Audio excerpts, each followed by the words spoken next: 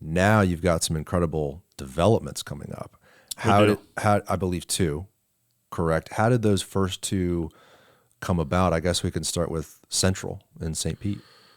Yeah, so Central and St. Pete, we were also on the development team for Hotel Haya in Ybor City, and Central and St. Pete came about because we some friends of mine that were developing the Central in St. Pete spent a lot of time at Hotel Haya.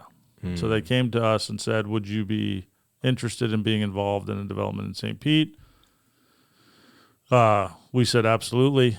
And then it kind of grew into a true development partnership where we are now developing 2.5 acres in downtown St. Petersburg. So it was it started off, we were just going to do the hotel portion. And then we moved from the hotel portion to kind of reimagining the development. There was condos. We got rid of the condos. We're bullish on office as a sector in the market. I think if I was sitting in New York City, I might not say the same thing. But in Tampa, Florida, St. Pete, Florida, St. Pete as a market has a sub 10% vacancy. So, if you look at it from a micro perspective, it's a very, very underserved market. So we felt like St. Pete may have enough condos, not enough office. And then parking, which is sorely needed in St. Petersburg. That project was awarded to our partners from the city of St. Petersburg.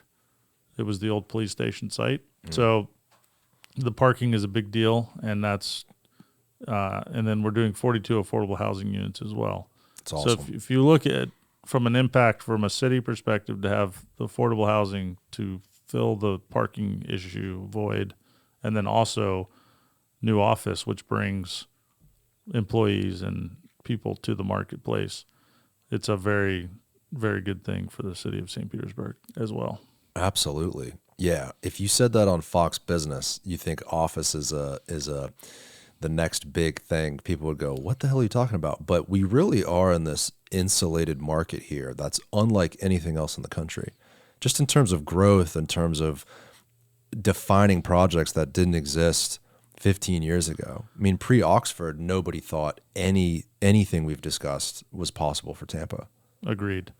Yeah, also Tampa or the Tampa Bay market, nobody built any significant urban office space here for years. Yeah.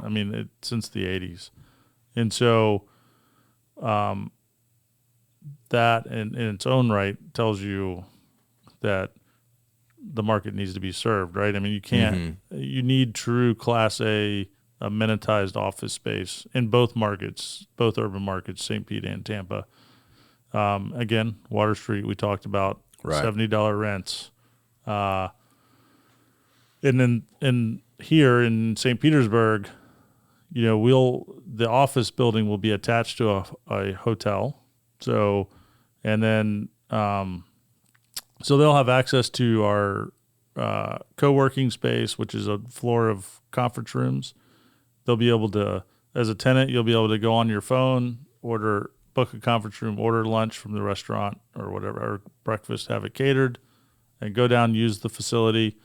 We're partnering with a local fitness group that'll have a whole floor in the hotel. So as a owner or as a tenant in the office, you're going to have a membership to that fitness, as well as we're going to open that up to memberships to the community. So again, driving people to the hotel to use the fitness experience.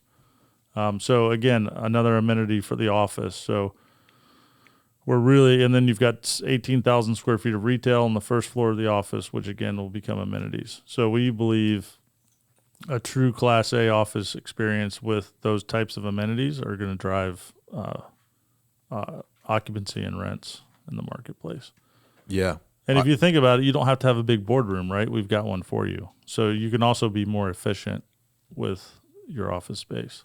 Now, I don't see anything like this in St. Pete at all. This is really the first of its kind in not only time, decades, but also in quality. I don't see any other office like this in St. Pete existing at all.